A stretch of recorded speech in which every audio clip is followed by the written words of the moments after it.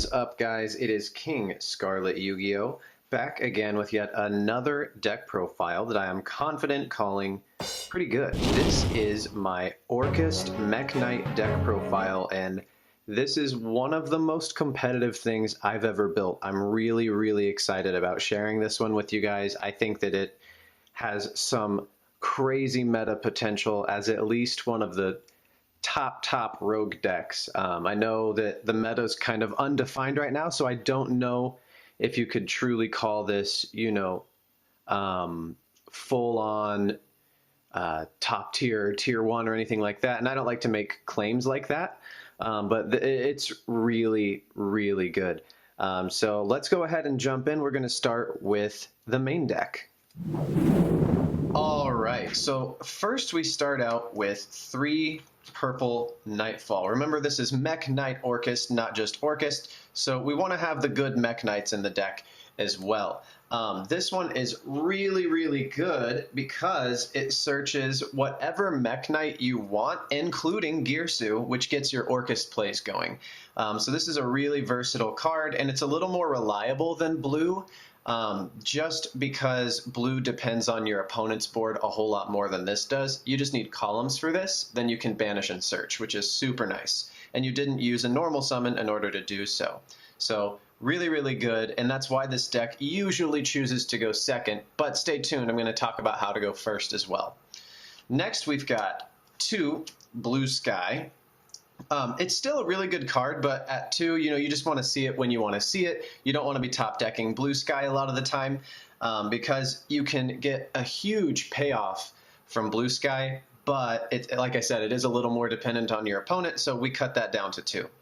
Next, we've got 1 yellow star for back row removal. I think it's really important to have some form of removal in this deck because not only are crazily set up boards kind of an issue in today's Yu-Gi-Oh! Now we've got heavy back row as well as heavy monster negation going on with things like Eldlik, I never say it correctly, I don't know.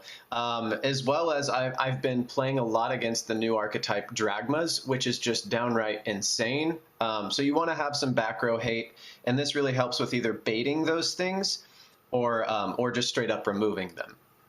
Next we've got 1 Indigo Eclipse, just because it's a good special summon that can move out of the way, creating space for more Mekk-Knights, therefore more link climbing, which is really good. You want to be able to link climb and summon as much as possible, and what's really cool is you can play right through a Nibiru a lot of the time, so if they Nibiru you, it's not the end of the world. So we really don't worry about it all that much, but I do have a tech to make sure that it's not a problem as well in the side deck, which we'll talk about later. And finally, our last Mekk-Knight / Orcust is Girsu. Searchable by blue and purple, and then this is a play starter for the deck because, Orcust didn't already have a level 4 that helped get it going. Harpor! But anyway, yeah, this is a really good addition to the deck that it totally didn't already have, and I'm being so salty right now. But yeah, no, I really do like it, and it's perfect at 2, guys. You can run purple, and it makes it even more searchable. And so yeah, it's a very good card, and this just gets your engine rolling, and it can double as a tuner as well as create columns, so it's a very versatile card. I don't use the tuner aspect. I know some people use Orcust, like pure Orcust, and go into synchros like Borload Savage. I don't do that in this deck, but a lot of builds do try it, so you can try that out too if you would like. Next, we've got 3 Orcas Nightmare. This one you really do have to maximize on, unfortunately, because it's what kind of sets you up to bring out Orcusts in addition to what you've either normal or special summoned already. So you have to have this at 3. Next, we've got 2 Symbol Skeleton, and this one you can cut back to 2. You don't need to maximize on the Orcusts anymore just because you have Girsu and other cards that maximize your ability to make plays. So Nightmare is really good to have because it can perpetually send things to the graveyard. So you want to use that as much as possible, but Skeleton and Bombard here can be sent there pretty much whenever you want them to. By the way, I do apologize if the video did do a chop cut right there. There was some noise and then I got flustered and forgot what I was saying. So I had to cut that and restart what I was saying. So my apologies on that, but hopefully it was understandable. And then finally, we've got World Legacy World Wand, which is just a really, really good addition to have. It can be sent by Nightmare to bring something back, and then shuffled back to keep using it over and over again, which is super dope. It also has another purpose that I will save for when I talk about the extra deck and the side deck.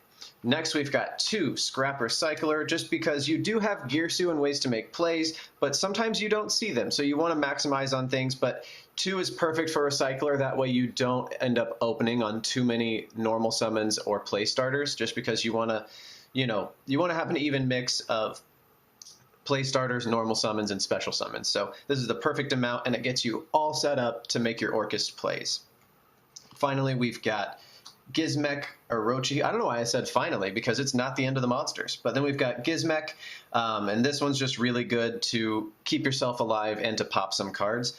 And it does have some synergy with the fact that we the fact that we run Zeraboros. So very, very good card still in the deck. I don't know if everyone still runs this, but if people stopped, I think they're silly gooses.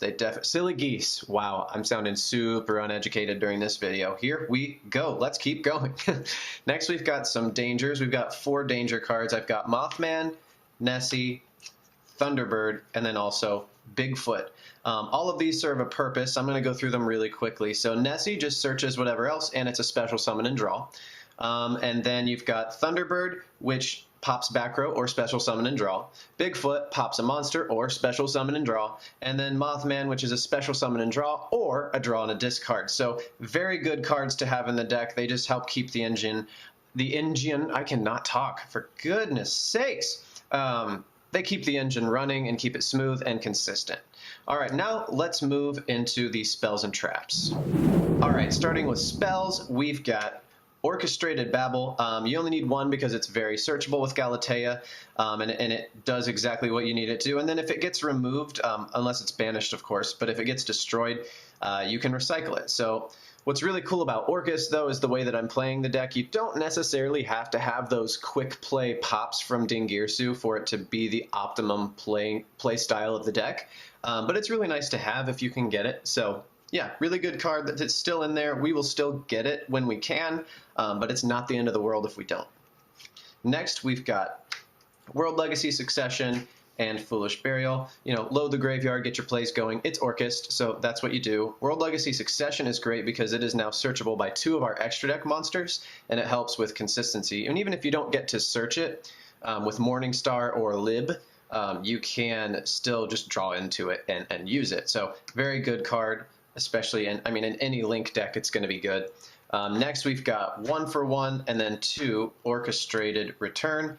Amazing draw spell because it loads our graveyard, draws 2, and then it's just the perfect draw spell for the deck. 1 for 1 also, sometimes you get a clunky hand. You can get rid of that card from your hand that you didn't want there, like maybe a Nightmare or a Gizmek, and then special summon a Bombard, and then you have plays set up. Then we've got 2 Galaxy Cyclone. And now in the side deck, I have this ready to be replaced by Cosmic Cyclone. But right now, for going second, I have Galaxy Cyclone. That way I can create columns if there aren't any, and then still pop some things, because you can set it and then still activate it. Now, if I end up siding to go first because I feel like my opponent's going to make me do that, then I will put in Cosmic Cyclone. Because it doesn't matter. I don't have anything to pop going first, so I don't need to be able to set it and activate it. So that's when I would make the switch. But this is great because you can sometimes also use it twice, which is fantastic. Then we've got 2 Called by the Grave for now. The third one is in the side deck because we're choosing to go second right now with our first build. I have it built that way because many decks are choosing to go first anyway. We're back in a going first format, so going second is really fun and really easy to set your deck up to do, and most of the time you will get to. So 2 Called by the Grave for going second, because usually going first decks aren't running 45 hand traps unless it's Salamangreat, but I don't run into that as much. So it's still there, but you're not going to be top decking it at 3. It's not the most important thing if you see it, because this deck also is bonkers good at playing through interruption and still being able to go through with the game plan, which is dope. Then we've got 3 Dark Ruler No More. We are opting to go second, and we are in a very monster-heavy format, so Dark Ruler No More is a must-play. You know, if you find that you don't need it, side it out. And we are going to talk a lot more about strategically siding in this video as well, with cards like this and the blowout cards and things that I have in the side deck, because it is built to win matches. I've built this deck to completely win matches. All right, so very important.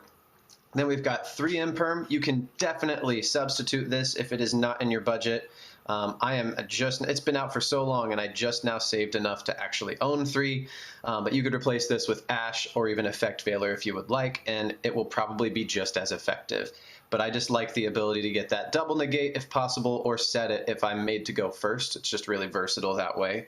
But yeah, very good. And then finally 1 Orcus Crescendo, which is our searchable counter trap.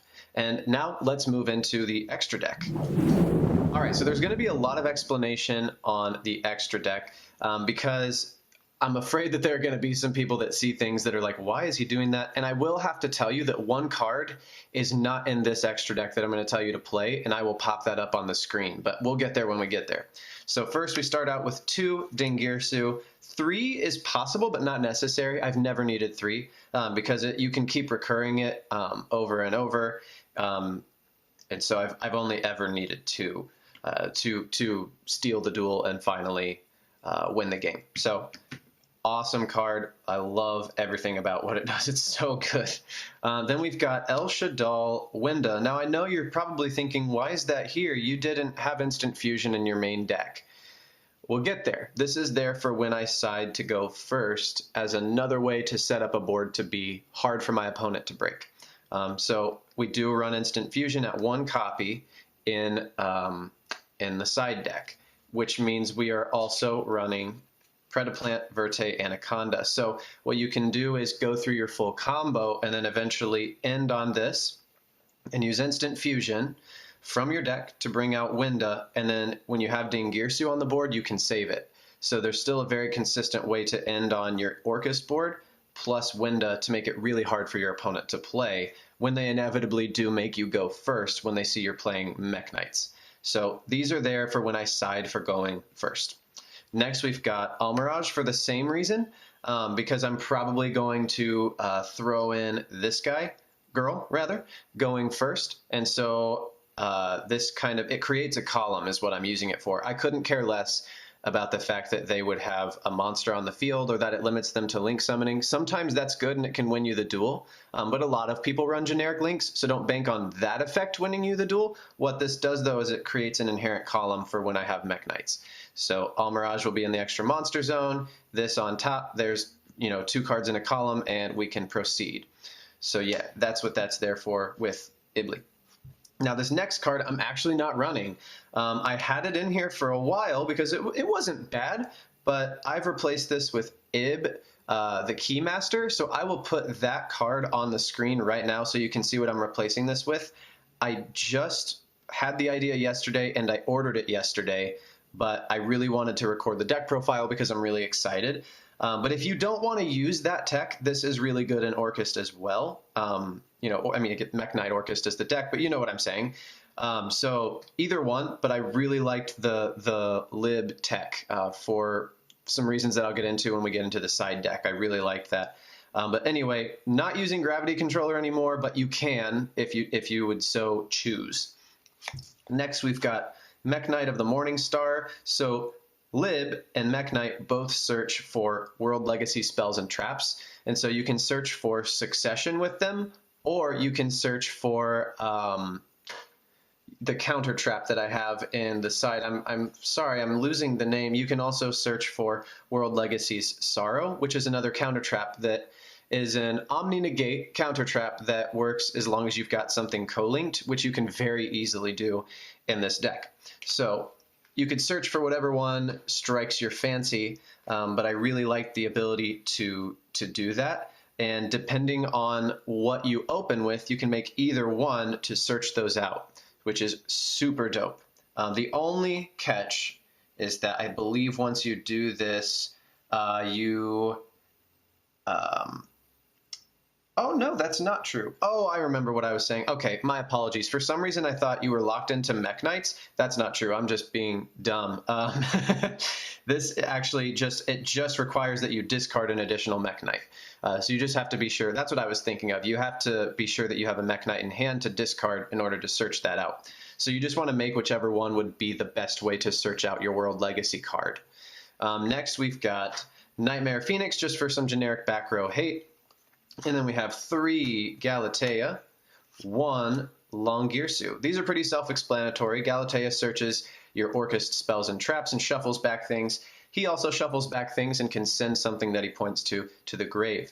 Next, we've got some quirky stuff here. Mekk-Knight Spectrum Supreme. Not enough people are running this, because if you end on, if you get Morningstar out, and then you just kind of ran into nothing but Mekk-Knights, you can make this, and going second, it's great because you can attack directly, and he's really hard to deal with if he's the only card in his column. So really, really, really good card, underrated. I would highly recommend you. I've stolen games with it a lot in play testing because people just aren't expecting this to pop out. They're not ready, and it's really awesome. Very underrated card. And then, of course, we've got for Link Force, we've got Boral Sword for OTK possibilities and Zeraboros for the same reason, but in a different way. We just it's kind of the blowout game winner a lot of the time. So that's the extra deck. Let's move into the side deck. So siding is a mental game, a mental battle. And rather than side for whatever deck, I have decided to side in a way that's going to optimize my deck the most and deal with my hardest matchups, which right now have been against things like Dragma. Everything else I've been able to play through and at least compete pretty easily. Dragma has been shutting me down all the time. So I'm going to show you guys how to basically, I think that's this deck's biggest weakness, is decks like that are just so potent and able to put out so much hate and disruption that it's, excuse me, I'm burping on camera. Classy, baby. It's just really tough. So for going first, because that's what they're going to make you do most of the time, for going first, they're going to most likely wait and see what you do because you're playing Mekk-Knights. So you've got Nightmare Corruptor Ibli here at 3 for a couple reasons. 1, it can create a column. 2, it defends you from Nibiru, because they can't special summon. This will special summon to their board, and they can't use Nibiru anymore. They also cannot kaiju you or anything until they get rid of this card, but they can also only link summon, so they have to be able to do that. So it's a very versatile card. And what else did it do? Oh my gosh, I'm drawing a blank. Oh, it also is a way for you to bring back a link monster. Let's say you only special summoned and so on, and you're like, oh no, I don't have Symbol Skeleton. You could also, if you haven't normal summoned yet, normal summon Ibli and then proceed from there. So it's very, very good. Highly recommend for going first. And then, let's see. Oh, these got a little bit out of order. I don't want to talk about them like that yet. Oh, and for going first also, you want to have 2 special summons. I like Defrag Dragon because it declogs my hand. I have a lot of cards that I don't mind discarding in this deck, so Defrag is a free special summon. It's dark, so we're good there.